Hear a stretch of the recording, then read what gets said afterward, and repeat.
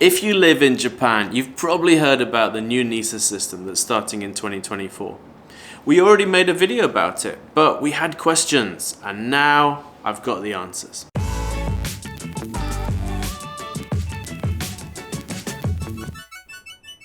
Alright, so the reason I'm making this new video is because we had an update on the FSA website late on December 23rd, and it actually answered a couple of questions I had about the new NISA system. So in this video, we're going to take a quick look at the basics of the new Eternal NISA, just as a recap if you haven't seen it before.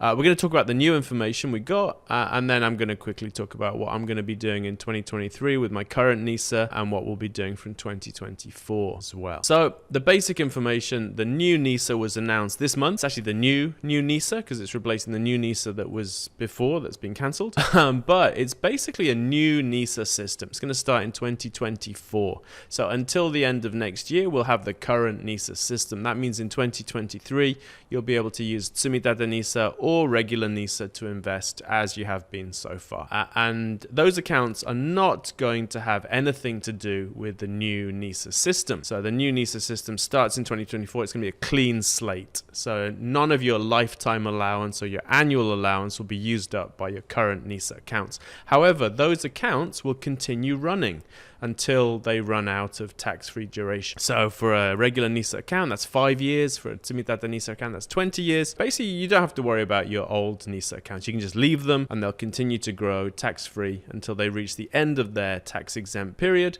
and then the investments will be moved into your regular taxable investment account, and you can sell them at that point if you want to. So the two systems are going to exist at the same time, but new money from 2024 is only going to go into the new NISA system. And the new NISA system looks something like this. So it's a single account that has annual limit of 3.6 million yen and a lifetime limit of 18 million yen. And of that 18 million yen, 6 million yen is restricted to mutual funds. So the annual amounts, so 1.2 million yen, is restricted to mutual funds. And the rest of the allowance, so 2.4 million yen a year or 12 million yen in lifetime allowance, is actually free. So you can use it for mutual funds.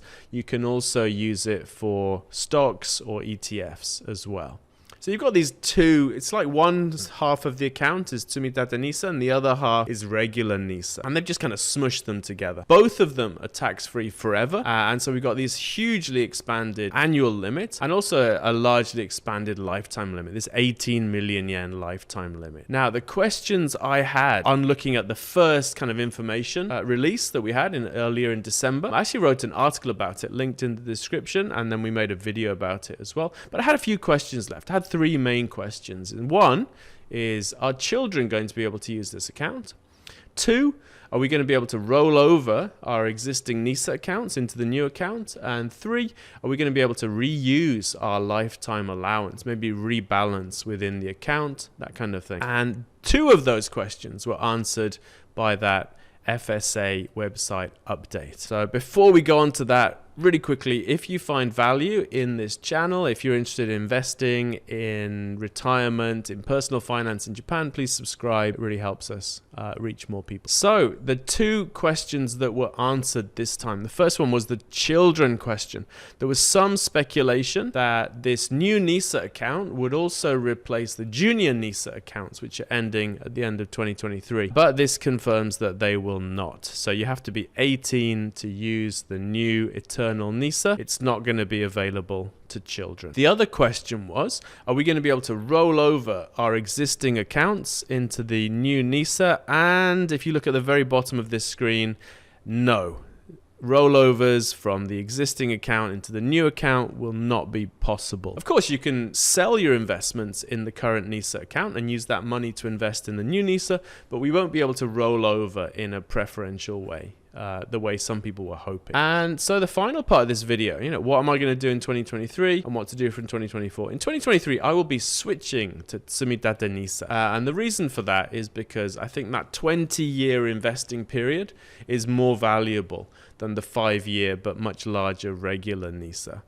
I think there's a decent chance that in 5 years there could be stock market falls. So you end up at a lower price point than you would when you started with the regular NISA. There's a chance of that. But with the Tsumitate NISA, there's not really a chance of that. I also want to have a chance to save up some money so I can try and max out my new Eternal NISA account from 2024. I'm hoping to actually max out my lifetime contribution as quickly as possible. So maxing out the account, investing 3.6 million a year for 5 years to just finish the Eternal NISA as quickly as possible. So that's what we're going to be doing. What are you going to be doing? Let us know in the comments.